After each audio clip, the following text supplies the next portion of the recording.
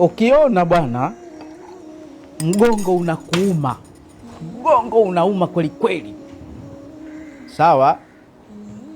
Ukiona bega linauma, sawa.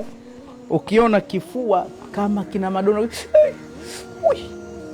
alafu kinatokwa na jasho, alafu unakiungulia mpaka unahisi kupiga kelele, alafu ukiona unasikia kizunguzungu, alafu ukiona unakula unajaza tumbo lakini ushibi, alafu ukiona ukilala kuelekea juu hivi unapaliwa acidity mpaka vinatoka puani. Yani ukiona una tabia hii, vitu vinatoka usiku, I say hapa pana kwa pachungu sana.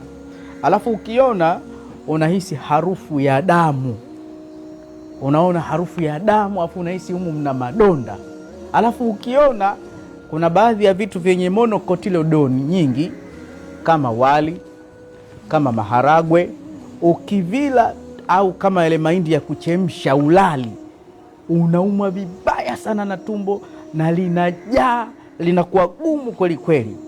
Na ukiona kama baba umepoteza ufanisi katika mambo ya faragha, na ukiona ukienda kujisaidia unatokwa na damu nyingi au unatapika damu nyingi au unatokwa na kitu cha hatari kinaitwa mgoro, hemorrhoid, mashakir, bawasir, usiende kulia wala kushoto ndugu yangu, wewe umepatwa na maradhi yanaitwa ulcers chronic, madonda ya tumbo. Na haya madonda ni hatari, hadith wala haraj.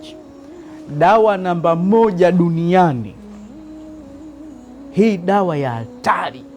Ukipata kuku wa kienyeji, ukachukua ile firigisi yake, ukatoa lile ganda lake, ukalianika kwa mwanga wa jua, lile jua lile la mchana, lisiwe lile la asubuhi, lile la mchana, yani ule wakati ule ukatazwa kuswali, ule mchana ule, ule wakati, maana kuna nyakati 3 tumekatazwa kuswali na kuzika.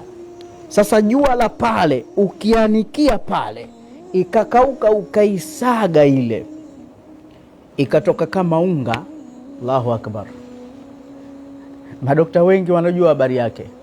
Yani mtu huyu hata vidonda vya tumbo mpaka ataka kufanyiwa operation, yani akinywa mpe dakika 10 mzima.